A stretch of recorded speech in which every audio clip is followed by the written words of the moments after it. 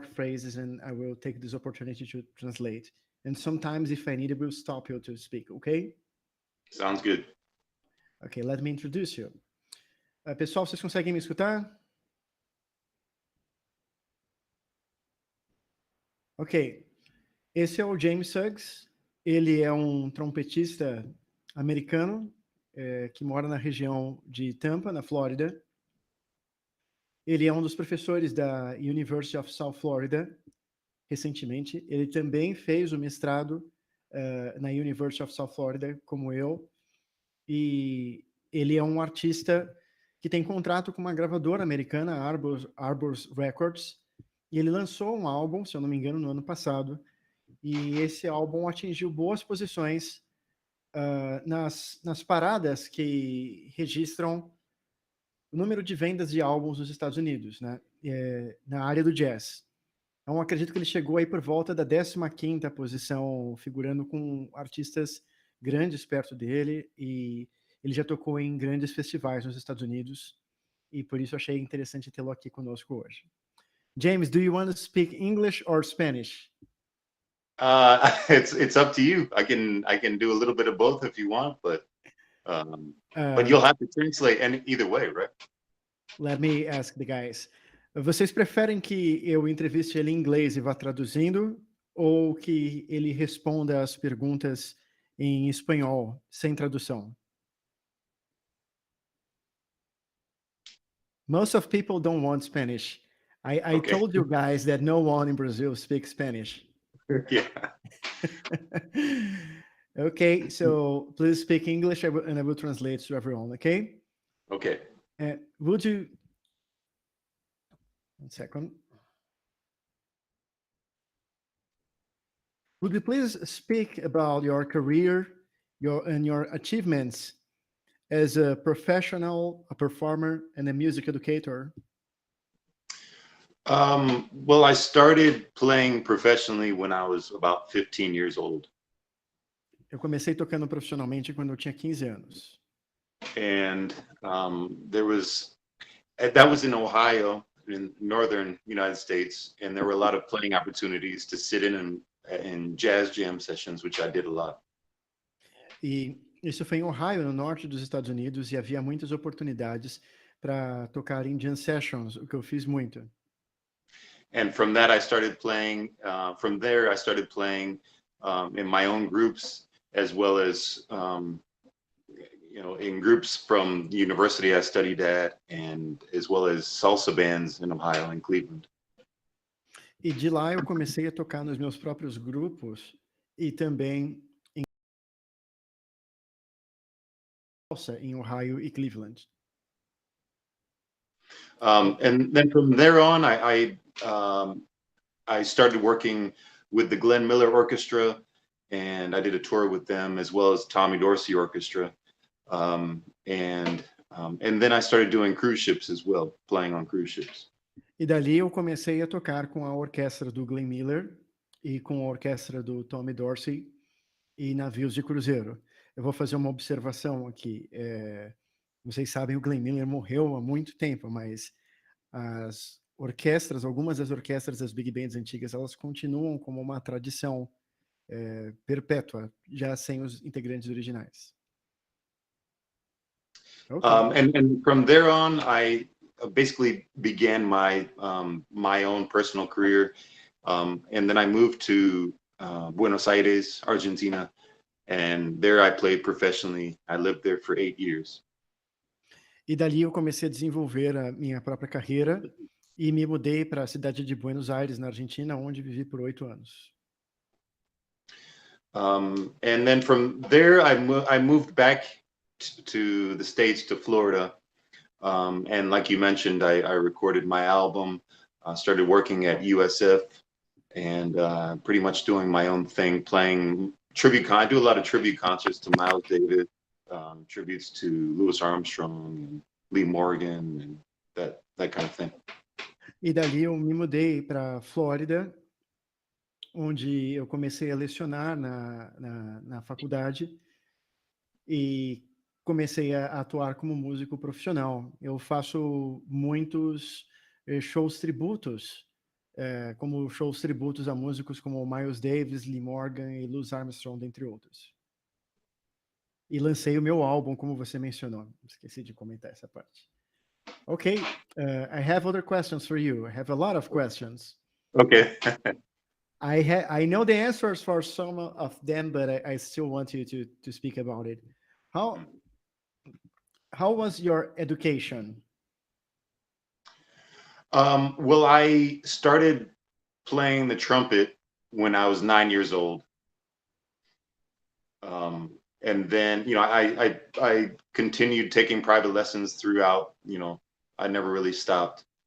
Eu And comecei a tocar o then, trompete quando eu tinha 9 anos e a partir de então eu comecei a ter aulas individuais e nunca parei.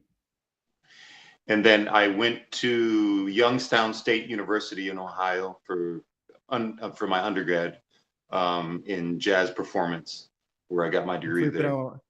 fui para a Universidade Estadual de Youngstown, em Ohio, onde eu fiz o meu bacharelado. And then, about 4 years ago, I got my master's. 3 years ago, I got my master's at USF in jazz E performance. há 3 anos atrás eu consegui o meu mestrado em performance de jazz na USF, University of South Florida. Okay, yes, I know Youngstown is a good university. It is. It was great, especially back when I went, which was many years ago. I started there in 1998. And Sean Jones, I don't know if anyone knows Sean Jones, who's a top trumpet player these days. He was there. He was kind of like my big brother there. Foi ótimo quando eu fui, era uma ótima universidade quando eu fui, Universidade de Youngstown. Eu fui para lá aproximadamente em 98 e o Sean Jones, que é um trompetista ótimo e famoso, ele era um dos professores lá. Ok. He wasn't my professor. He was a fellow student. And Sorry. yeah, Ele não era um professor, ele era um dos colegas estudantes na época.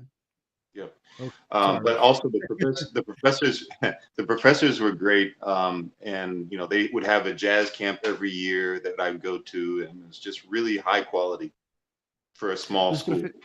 os professores eram ótimos e haviam clínicas ou acampamentos de jazz todos os anos, o que é ótimo para uma escola de música pequena. Mhm. Sure. How was the experience of having your album being published by Arbor's Records and achieving good positions in the jazz parade? What was the highest position you achieved? I think on the jazz charts, I made it to number 16. Ele disse que nas paradas de jazz ele atingiu a 16ª posição nas paradas de jazz dos Estados Unidos inteiro. The whole experience started when I was playing at the Palladium Theater in St. Pete. I was playing with Nate Najar, the guitar player. And A experiência toda começou quando eu estava tocando no Palladium, na cidade de St. Petersburg. Eu estava tocando com o Nate Najar, o guitarrista, que vai ser entrevistado por nós também futuramente. Please go on. And after we finished playing, we were in backstage in the green room, and the president of Arbor's Records came back to talk to me and said that she wanted to record me. And I didn't realize that. Depois que nós terminamos de tocar, a presidente da gravadora Arbor's Records, ela foi até o backstage e me procurou dizendo que queria me gravar. And I didn't realize that what she was basically offering everything to be taken care of. I didn't have to pay for anything. She paid me, and she paid for the whole experience, and basically flew me out to New Jersey to record in the Van Gelder studio, famous Van Gelder studio. Eu não tinha entendido o que na hora ela estava propondo pagar por todo o projeto, ela pagou por toda a gravação e todo o processo, eu não tive absolutamente nenhum custo. E a gravação acabou acontecendo em Nova Jersey, no estúdio Van Gelder. And I was told that I could, find whoever I wanted to play on my album. So we got in touch with Christian McBride. We got in touch with, I had a big list of my heroes that I wanted to play with. And the main person that we finally got in touch with was Houston Person, who ended up being my saxophone player and producer. Eles disseram que eu poderia escolher qualquer pessoa que eu quisesse para gravar com, qualquer músico para acompanhar. E chegamos a entrar em contato com o Christian McBride, mas a primeira pessoa que eu tive em mente foi o saxofonista Houston Person, que acabou tocando na minha gravação. And Houston is, for those of you that don't know, Houston is a legendary jazz saxophone player who's 85 years old and has recorded so many albums and with so many people. His last recording was a duo album with Ron Carter, the great bass player. Para vocês que não conhecem, o Houston, ele é um saxofonista lendário que tem 85 anos e já tocou em muitas gravações. O seu último trabalho foi um álbum em duo com o Ron Carter. That's great. And yeah, it was amazing. And Houston pretty much took over and of the whole experience, and I had to trust him. He said, I'll put the band together. So he got Lewis Nash on drums, Lafayette Harris on piano, and it was just an amazing experience. He took care of you. We figured out which songs we wanted to do, and there was a lot of standards, old standards that not a lot of people play anymore. E Houston acabou tomando conta de toda a experiência, escolhendo os músicos que iam tocar na gravação. E nós acabamos gravando alguns standards que as pessoas não tocam mais. Can you please repeat the name of the personnel of your recording? Você pode, por favor, repetir mais uma vez o nome dos músicos que fizeram parte? Lafayette Harris on piano, Lewis Nash on drums, and I can't remember the name of the bass player. Oh my God, you don't remember? It's just the bass player. It's just the bass player. That's it. That's why you don't remember. Oh, I'm horrible. It'll come to me in a second. You put me on the spot. Sorry. Okay. You were probably talking to someone else while the bass player was soloing, so that's why you don't remember. The thing is, the bass player was one of the most impressive people on the albums. He impressed me the most on that album, on that recording session. Ele não se lembra do baixista, mas ele disse que foi uma das pessoas que mais o impressionou durante o processo de gravação. Okay, I have another one for you. I know that you have played or performed in some jazz festivals and some important venues in the United States. As a trumpet player, which were some of your most notorious professional experiences? The last few big festivals that I played at were the Newport Beach Jazz Festival in Newport Beach, California. O último grande festival em que eu toquei foi o Festival de Newport Beach, em Newport, Califórnia. Esse é um dos maiores ou o maior festival de jazz dos Estados Unidos. I was there for a weekend and I got to see so many great musicians, and I got to play with great musicians like Jeff Hamilton on drums, and the Emmett Cohen Trio. And then also Arturo Sandoval was there. We got to hang out. So many top-notch musicians that it was incredible just to be hanging out with them. Eu passei o fim de semana lá e eu tive a oportunidade de conhecer incríveis músicos. Eu tenho uma dificuldade quando eles falam frases muito longas e lembrar os nomes, eu só lembro do contexto da frase. Can you please repeat the names of the musicians you have met there? I played with Jeff Hamilton on drums, the Emmett Cohen Trio. We played together with Houston Person. And then also Arturo Sandoval was there, Chuck Findlay. Jeff Hamilton, Emmett Cohen, and Arturo Sandoval. Yeah. Mm-hmm. Arturo Sandoval is incredibly popular here in Brazil. and I know he's a very accessible guy.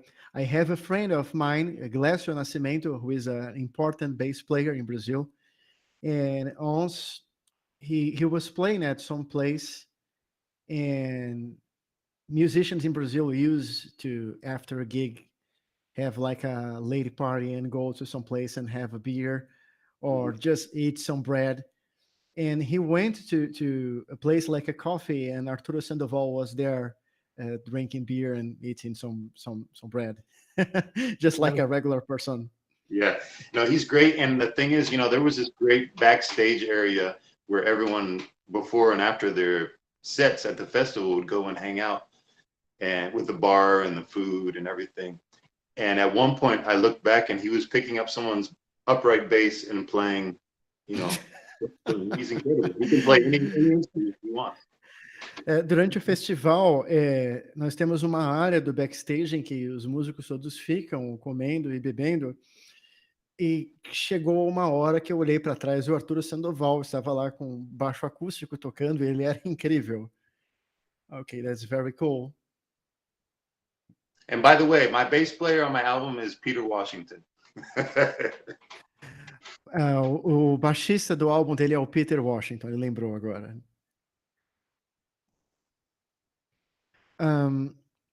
In opposition to many of our colleagues,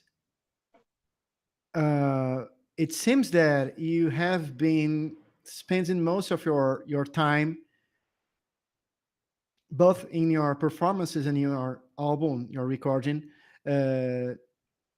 being playing a earlier form of jazz. Why? I started off listening when I started listening to jazz from my parents' record collection when I was about 10, 11 or 12 years old. Eu comecei escutando jazz através das gravações dos meus pais, da coleção de gravações dos meus pais, quando eu tinha entre 10 e 11 anos. And when I was 10 years old, my mom took me to a Wynton Marsalis concert where I met him, and he gave me his trumpet backstage and asked me to play, and he gave me a little lesson. E quando eu tinha por volta de 10, 11 anos, minha mãe me levou para um concerto do Wynton Marsalis e eu o conheci. E ele me levou para o backstage, deu um trompete na minha mão e me pediu para tocar, e ele me deu uma pequena lição, uma pequena aula.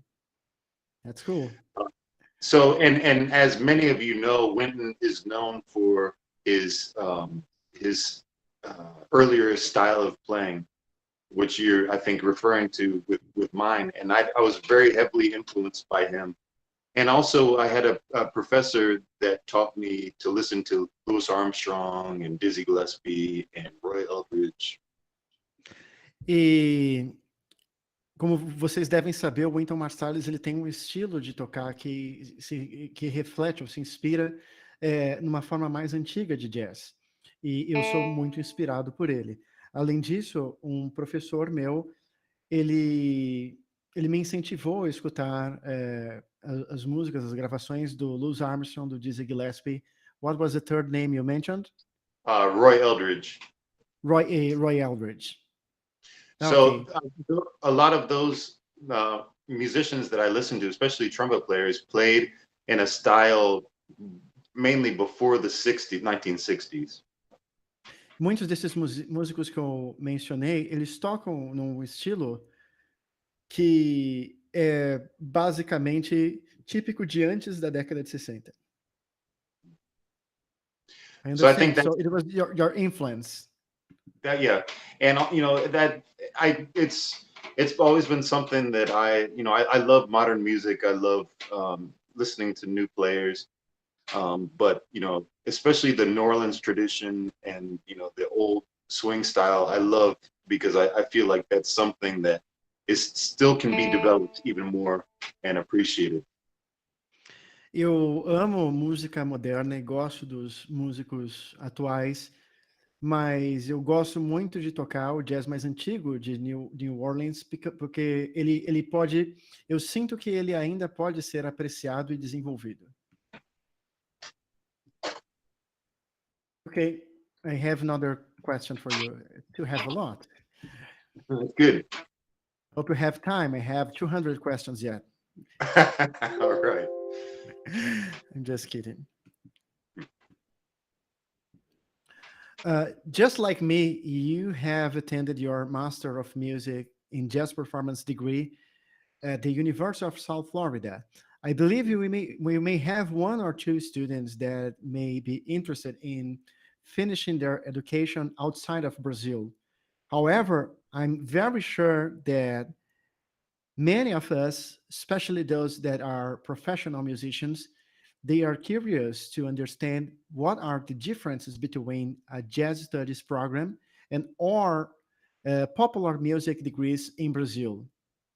And they may also be curious to understand what is a master's in performance, once that master degrees of this kind almost doesn't exist in Brazil. Mhm. Would you be able, just a second, would you be able to describe in details how was the program you attended, and and maybe describe some relevant moments of your experience, like important and challenging moments? Mm. Yeah, it's a good question. And I don't think getting a master's in jazz is necessary for everyone, but I felt that it was necessary for me personally. É uma boa questão. Eu não acho que um mestrado em jazz é necessário para qualquer um, mas eu acho que ele era necessário para mim. I finished my first degree in 2002. And then I started my master's degree more than 10 years later. Eu terminei meu primeiro curso em 2002 e eu terminei o meu mestrado mais de 10 anos depois. And it was always something that I wanted to do eventually, but I never tried to do it until Jack Wilkins, who you know is the head of the jazz program, contacted me and asked me if I'd be interested. Era uma coisa que eu sempre quis fazer, mas eu nunca comecei, até que o Jack Wilkins, que é o diretor do programa de jazz, e também vai ser entrevistado aqui, ele me convidou e me fez um convite. So after so many years of playing professionally and touring and traveling the world, I felt like that was a good time to go back to school and to get even stronger in my instrument and in the jazz language. Então, depois de tantos anos viajando pelo mundo e tocando profissionalmente, eu considerei que aquele podia ser um bom momento para voltar para a escola e me aprimorar no meu instrumento. And there were a lot of things also, as you know, that you have 2 years to complete everything. You have ensembles, you have lessons, you have concerts, you have all of these things that you have to do. Como você Transcriptions. sabe, em 2 anos tem um monte de coisas que você precisa completar. Você tem aulas, você tem bandas, você tem lições, você tem que fazer transcrições, você tem big bands. So this was all thrown at me in a 2-year period, and it forced me to either accept it and do it or give up. And fortunately, I didn't give up. E isso tudo foi jogado para mim em um período de 2 anos. E eu tinha duas opções, que eram ou fazer ou desistir. E felizmente eu não desisti. I feel you, man. I know how you feel. No, you do. Yeah. And also, the benefit for me was that my last exam, when I was presenting my research papers to the jazz faculty, as soon as they said, "Okay, you pass, that's fine," they asked me to stay as a professor part-time. E um benefício para mim foi que assim que eu terminei meus exames, meus últimos papéis de pesquisa, entreguei para o comitê, para a banca, eles imediatamente me fizeram um convite para ficar lá como professor e eu aceitei. And that's pretty much, we've talked about this personally with you, Adolfo, but it's pretty common that you need a master's degree to teach at a university here in the United States. Como você sabe, nós precisamos de um diploma de mestrado para você ensinar numa universidade aqui nos Estados Unidos. Yes, in Brazil it's just the same. You need a master's. Okay. But in the end, most of times they call people with a doctorate degree. Na maioria das vezes, eles acabam chamando quem tem um doutorado. So it's very impressive that you were able to get a job, a position, right after you finish your degree, and specifically in your city. Então, é muito impressionante que você já tenha conseguido um trabalho automaticamente após você completar o seu curso e que ainda por cima tenha sido na cidade em que você já estava. Yeah, it was incredible, and it just felt like that was the path it proved that was the path that I needed to go on. Maybe it wasn't necessary for other people, but that was my proof that it was the right thing to do.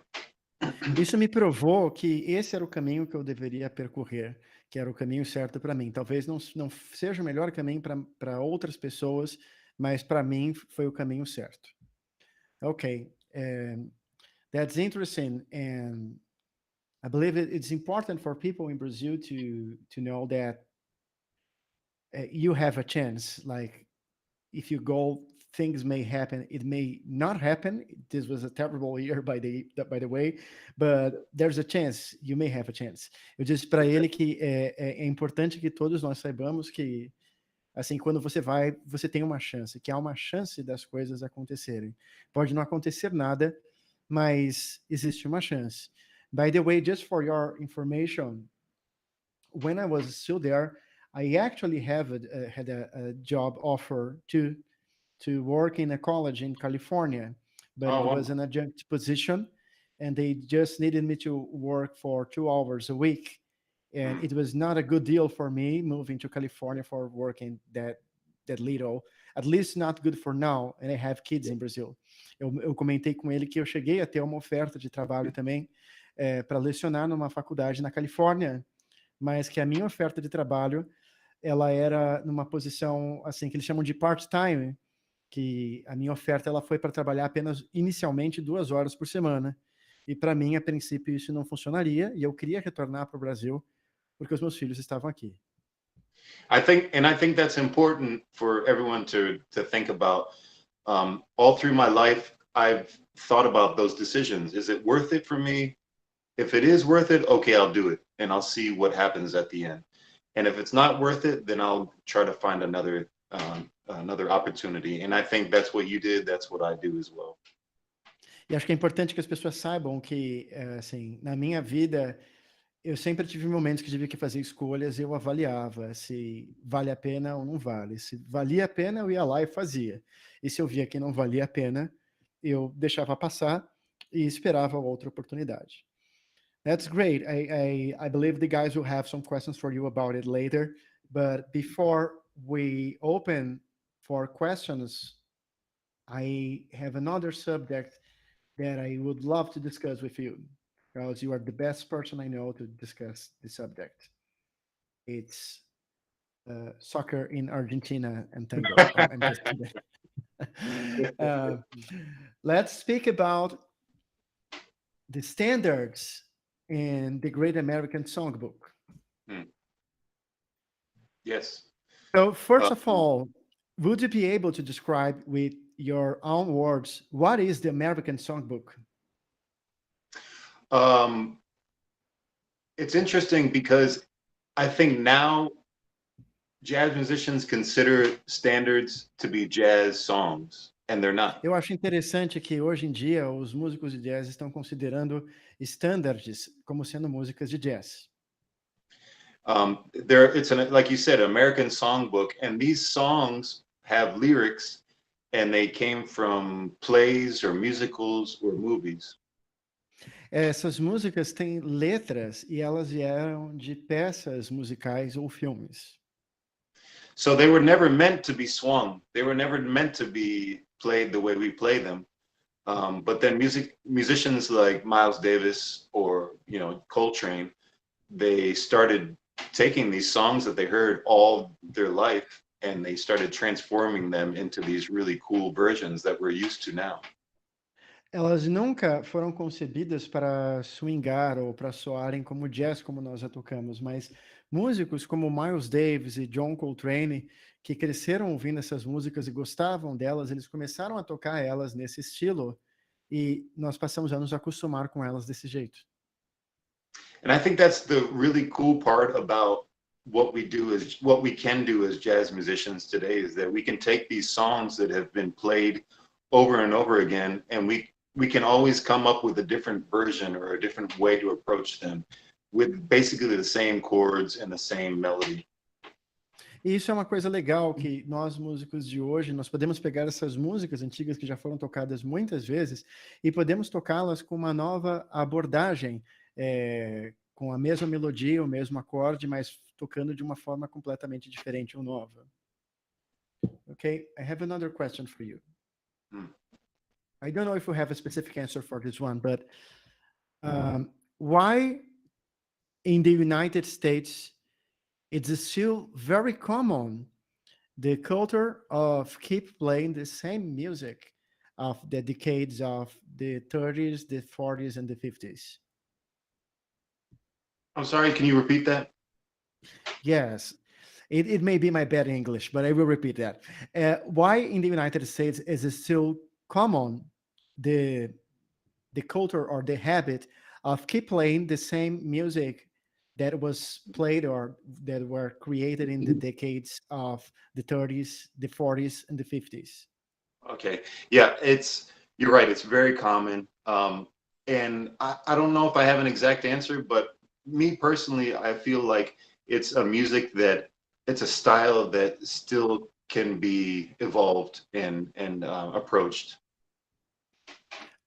Você está certo, ainda é muito comum, eu não tenho uma resposta, mas eu acredito que seja porque é um tipo de música, o estilo, que ainda pode evoluir, que as músicas ainda podem evoluir, a forma de tocar as músicas pode evoluir. And also, if you think about it, there's a lot of the music, not bebop, but a lot of the other kind of older jazz styles are dance influenced. So that still is a big thing. And here in Florida, especially, there's a lot of older people that still love that music and want to dance to it. So I think that's also a big connection. Também muito do jazz, ou muito dessa música, exceto o bebop, o que veio antes do bebop, são músicas para dançar, e ainda existem muitas pessoas que gostam de dançar ao som disso. Aqui na Flórida é um estado que tem muitas pessoas idosas, e elas ainda gostam de dançar esse tipo de música. Yeah, I know, like the Suncoast Jazz Festival. Yeah, exactly. And the thing is, like that festival I had so many great memories at the festival. I've played there the last 3 or 4 years in a row, and it's all old people, but it's all great music and great musicians. I always have a great time, but yes, it's all old people. Ele tá falando sobre o Suncoast Jazz Festival, que é um festival que acontece na Flórida, e é um festival que é muito frequentado por pessoas idosas. Ele diz que tem memórias ótimas, porque ele conheceu músicos excelentes lá, tocando nos últimos 3 anos. By the way, this was the place I met Rossano Sportiello, who is an amazing piano player, maybe one of the best of the world, and he's particularly fantastic playing early jazz, and his touch is the best, and we have become friends, so it was good for me attending the Suncoast Jazz Festival. Eu disse a ele que eu conheci no Suncoast Jazz Festival o pianista Rossano Sportiello, que é provavelmente um dos melhores do mundo e tem um toque único, e ele é um grande especialista em jazz antigo, e hoje nós somos amigos. Yeah, he's an amazing musician and an amazing person. And yeah, thanks to that, jazz festival, I was able to meet and play with him as well. Ele é um músico incrível, é uma pessoa incrível, e graças a esse festival tive a oportunidade de conhecê-lo e de tocar com ele. Ok. Let me see. Now we talk about football. Not yet.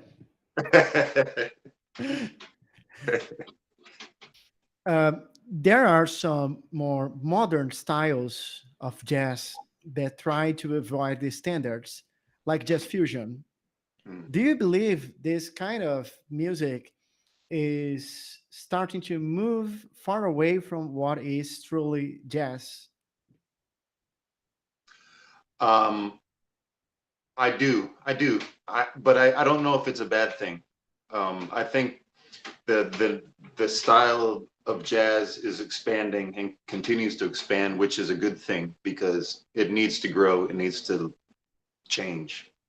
Eu acho que sim, mas eu não acho que necessariamente isso seja uma coisa ruim, porque o jazz é um estilo musical que ele precisa crescer e precisa se expandir. Ok. I had a great opportunity to be in the audience, the small audience. We were about 15 of us in Chick Corea's studio here in Clearwater, Florida. Eu tive a grande oportunidade de participar de uma plateia de aproximadamente 50 pessoas no estúdio do Chick Corea, aqui em Clearwater, na Flórida. Só para vocês saberem, a cidade de Clearwater, ela fica do lado da cidade de Tampa, que é onde o James trabalha e mora e onde eu estudei. E o Chick Corea, ele mora na cidade de Clearwater. Infelizmente, eu nunca conheci o Chick Corea, mas ele está lá.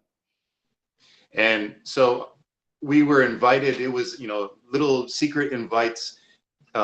Just, you had to know someone that knows someone that knows someone. And it was 15 of us. And our job was to sit on the couch in his studio and watch him and Robert Glasper hang out and play music together. Então foi uma coisa que um foi convidando o outro, que foi convidando o outro, foi um convite meio que secreto, e o nosso trabalho era ir para o estúdio, sentar e assistir o Chick Corea e o Robert Glasper trabalhando e tocando juntos.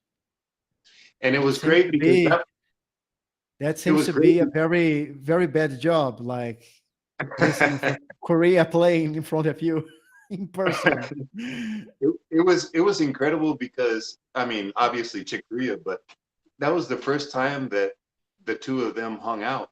So they were like trying to get into each other's minds, and asking each other questions. And Chick wanted to know about Robert Glasper's style of playing, and Robert was asking Chick, so Chick was always moving forward and fusing music together. And now here's this younger guy, Robert Glasper, that's trying to further that evolution. Ele disse que foi interessante porque eles tinham acabado de se conhecer e eles estavam tocando junto e fazendo questões. E o Chick Corea era um músico de uma geração antiga que ajudou a criar o Jazz Fusion, por exemplo. E o Robert Glasper é um músico de uma geração mais nova. E eles estavam interagindo na frente dele e trocando informações, discutindo jazz. And at one point, for me, one of the newer styles is how Robert Glasper plays. A lot of musicians like him. And Chick wanted to know, there's this laid back, there's this behind the beat, the drum kind of hits later than which feels like it's supposed to. And Robert Glasper said it's called drunk funk. Ok. Ele disse que um dos melhores momentos foi que o Chick Corea estava intrigado, falando sobre um estilo meio preguiçoso e atrasado de tocar a bateria, meio atrasada, que é típica da música moderna. E o Robert Glasper falou que isso se chama funk bêbado. That's cool. Yes, I have heard this kind of recording sometimes. And I have played with some drunk drummers too. Well, let's move on.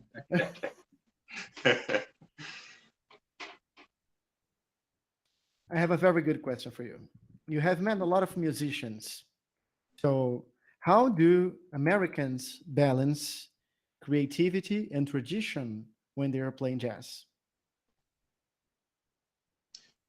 That's a really good question. I think creativity has to always happen in jazz, no matter what. Tradition doesn't always have to happen. I remember, if you want to say that. Eu acredito, é uma boa questão. Eu acredito que a criatividade, ela sempre tem que acontecer no jazz. A tradição nem sempre precisa acontecer. I think it's, if we look at it as a language, we're speaking a language and we're using the tradition that we were taught to speak this language, but we're improvising and we're using our creativity to make the words that are coming out of our mouth our own instead of being completely traditional. Eu acho que numa linguagem, por exemplo, você estuda a tradição da linguagem para você saber quais são as palavras que você vai falar. Mas você, na verdade, usa a sua criatividade para você saber como essas palavras vão soar saindo da sua própria boca, em vez de estar usando a tradição para isso. I think now it seems like being a traditionalist musically is a bad thing, or you can be made fun of or condemned for being traditional. But that, when it comes down to it, that's what we all have to use in a way to be able to be creative on top of that. Okay, can you please repeat this answer? I think nowadays, being a traditionalist, playing in the tradition, might be considered old or out of style, but it's what we need to build upon to be creative. Eu acho que tocar na tradição hoje pode ser considerado algo velho ou fora de estilo, mas é o que nós precisamos para evoluir. I'm sorry, but there was a lot of people entering in the chat room right now, and I received a lot of beep, beep, and I couldn't hear you. I will ask one or two questions, and I will open for the students, okay? Okay. We'll try to choose the best ones.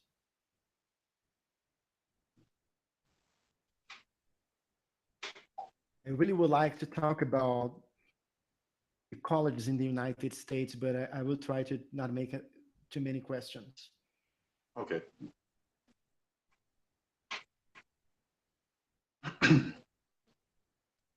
I believe I will ask you one more question only. What's the typical improvisation level of students in a typical American college that is not, I'm sorry, I will put the translation for everyone else. Mm-hmm. Again, what's the level of improvisation skill of the students in a typical average American college that is not neither in the top 5%, neither in the bottom 5%? I mean, the typical average college, maybe like Youngstown and USF. Well, Youngstown, when I went to Youngstown, it was a really high level of improvisation and talent in the jazz studio. Quando eu fui para Youngstown, o nível de improvisação e talento era extremamente alto. There were, for instance, in Youngstown, when I was there were 4 big bands, and the second and third sounded professional. The first one sounded like, something that you wouldn't expect. I mean, it was even more professional than you'd expect. Na Youngstown, nós tínhamos 4 big bands, e a segunda e a terceira soavam no nível profissional. E a primeira soava num nível além de profissional que você não esperaria de alunos de uma faculdade. So I think that specific time and that specific university was uncommon, but I think generally, to answer the question, generally the level of improvisation knowledge is moderate. a lot of students know their scales, know what scales to use, but they still don't have that experience of playing and trying out approaches to playing jazz. Eu acho que aquela foi uma situação muito específica e típica de um momento específico. Mas eu acho que hoje, na maioria dos casos, os estudantes eles sabem as escalas e eles sabem as habilidades que eles têm que ter, mas eles não têm experiência ainda o suficiente para saber como tocar o jazz. And that's the great part about being in a university and in a jazz program, because you have those opportunities to play and to try new things, or to, even write music and hear how it sounds. Isso é uma das coisas boas de estar numa universidade, porque você tem a oportunidade de tocar, de estar com outras pessoas e até mesmo escrever uma música e ver como ela soa. Yeah, I wrote a song for your combo and you guys never played it. I know, man. I still feel horrible about it. Yeah, you still can sleep because of that, I'm sure. Okay, I will open the questions for the students. Okay? Pessoal, vocês podem mandar as suas perguntas. Eu vou tentar fazer uma pergunta de cada só. Vamos continuar por mais uns 10 minutos ou 15 minutos. Do you still have like 15 minutes? Yep. Oh, ok. Pessoal, por favor, escrevam suas perguntas aqui. Eu vou tentar ir fazendo uma de cada, tá? Wow, this was an amazing question. What is your strategy to apply backdoor progressions and or Coltrane changes in the standards? Because the standards, most of times, don't show a lot of space for that. This was a question made by Nicholas. Thank you, It's a very Nicholas. good question. Yeah, great. Thanks, Nicholas. That's a great question, and we could get really deep into that, but I think you mentioned what you said about Coltrane is the key, because he was a genius at changing standards and turning them into something on a different level. Eu acho que foi uma ótima questão, mas sem ir para um nível muito profundo, eu acho que quando você citou Coltrane, você quer dizer que a chave é a capacidade que ele tinha de tocar os standards e levar eles para um outro nível, para um nível diferente. For instance, if you look at his version of Body and Soul, which also Dexter Gordon played a version similar, that is an old standard that he created something completely different. He changed the melody and the harmony to make it more modern. Por exemplo, se você olhar para a versão dele de Body and Soul, que inclusive o Dexter Gordon gravou uma versão parecida, ele faz muitas modificações. Ele muda a melodia e a harmonia, por exemplo. I'm sorry, I received a lot of pop-ups of students getting in. Can you please repeat the end of the answer? The way that Coltrane changed a common standard like Body and Soul made it more modern and gives us more possibilities to improvise on top of it. A forma como Coltrane mudou o standard Body and Soul, por exemplo, o deixou mais moderno, e nessa mudança ele ganha mais possibilidades de fazer outras coisas em cima. Okay, so you mean that it's all part of recreating the song to allow it to receive the resources, the technical resources you want. Eu perguntei a ele, então você está dizendo que o segredo para você conseguir colocar os recursos técnicos que você deseja é a reconstrução da música. And for instance, we could get really deep into this because theory just does, harmony is endless. But for instance, if you take the bridge to a rhythm changes, 3-6-2-5, you could substitute with a sharp 4 or tritone substitutions, which Coltrane did a lot, and that ends up like, for instance, I mean, I'm getting too into this, I think, but no, they know it. They know all about it. Okay, good. Okay. Just don't speak about Wayne Shorter, please. But we are still good. I have a good Wayne Shorter. Let me translate, please. Okay. Ele disse que, por exemplo, se você pegar num reading changes na progressão de acordes dominantes secundários que tem no bridge, você pode fazer coisas como adicionar uma quarta aumentada ou alterar o acorde.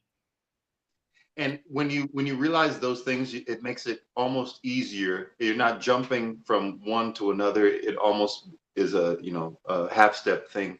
For instance, if you take something like Giant Steps, which is this considered a really complex tune, and you add those substitutions to that, it becomes a more easy way to approach the tune rather than jumping all around. Ele está falando também dos subquintos, ele está dizendo que é uma forma de você se aproximar de você abordar a música de uma forma mais próxima, confortável e linear, que às vezes fica mais fácil do que você ficar fazendo um monte de saltos. E ele diz que no Giant Steps, por exemplo, isso pode ser feito também e acaba ficando mais fácil pensando em coisas mais próximas ao invés de estar sempre pensando em saltos. Okay, let me move to another question, okay? Mhm.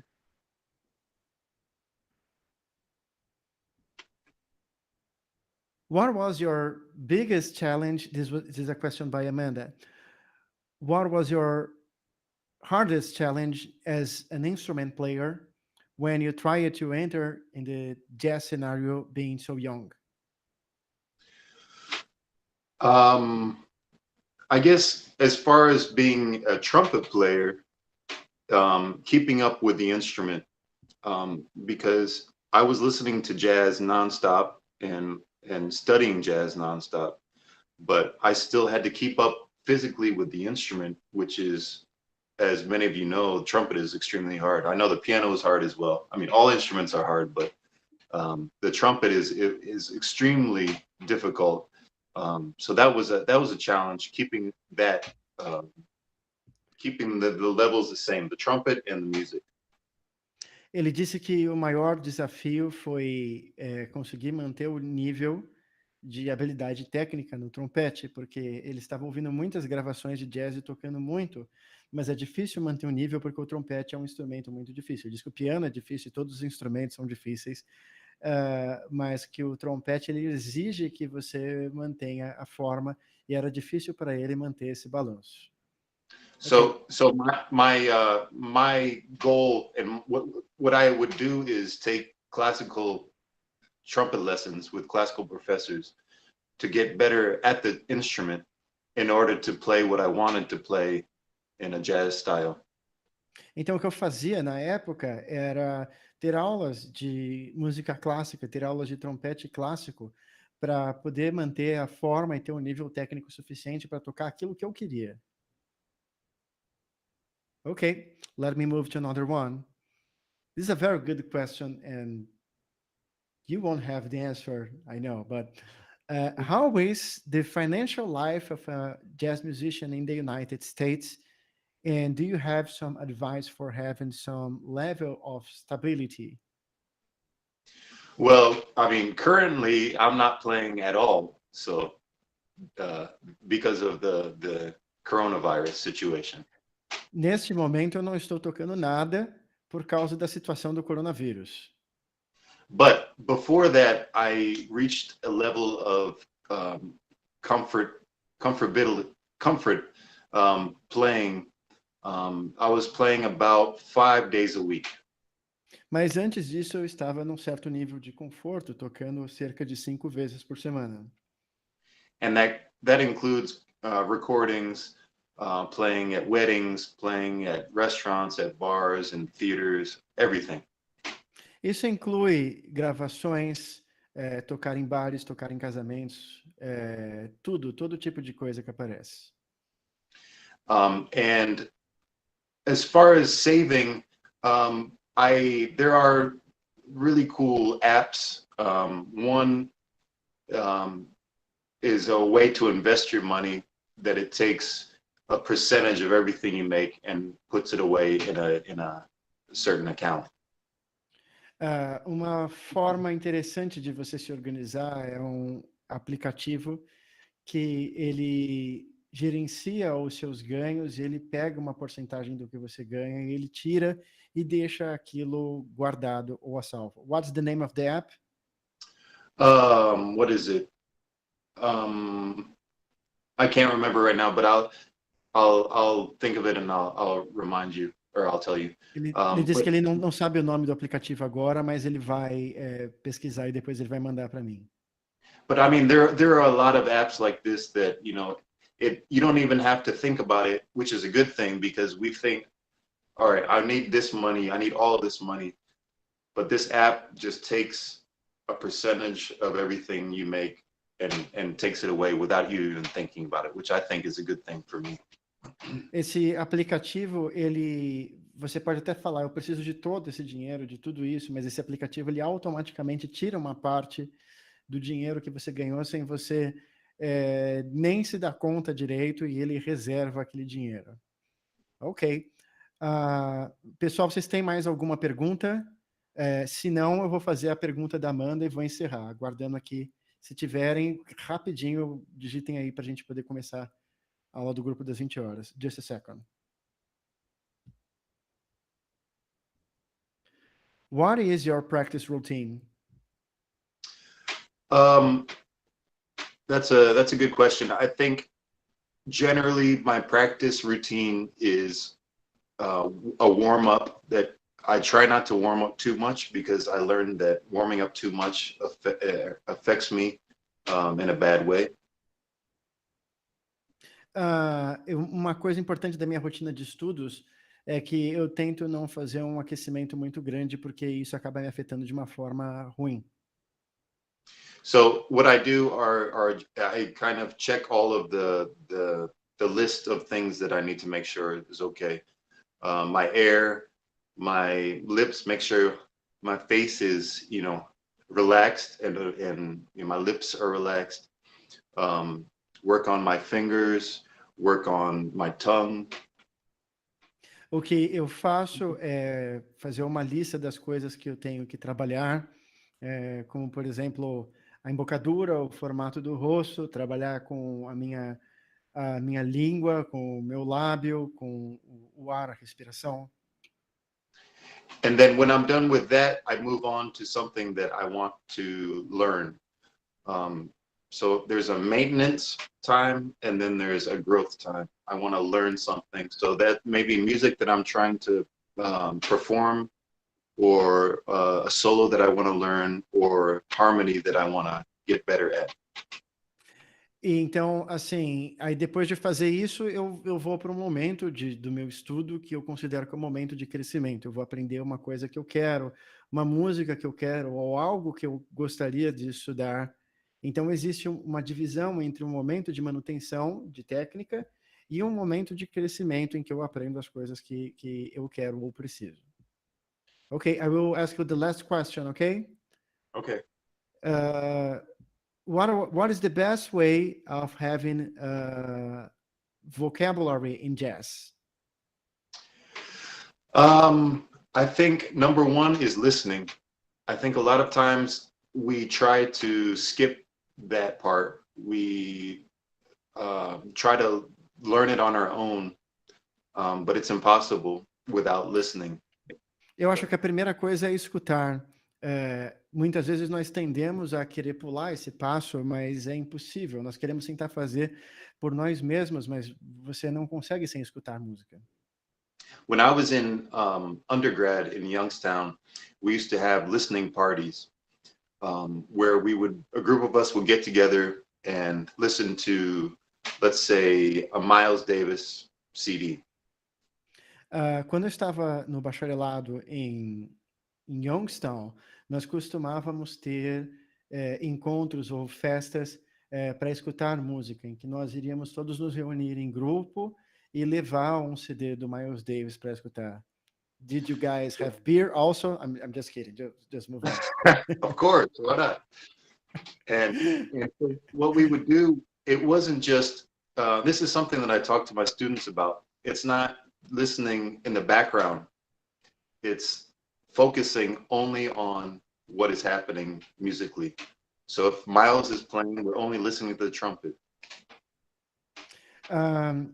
E isso é uma coisa que eu falo muito para os meus estudantes. Não é só escutar isso como um fundo, como música de fundo, mas é você pegar a gravação e você escutar prestando atenção no que está acontecendo. Por exemplo, você focar completamente no som do trompete do Miles Davis. And after doing that kind of intense listening, automatically we learn, we have those sounds in that language inside of us, that vocabulary that we're trying to learn. E depois de um tempo fazendo essas audições intensas, nós tínhamos o vocabulário dentro de nós, o vocabulário compatível com aquilo que nós gostaríamos de aprender. That's cool. James, thank you so much. I have a very final question for you. Okay.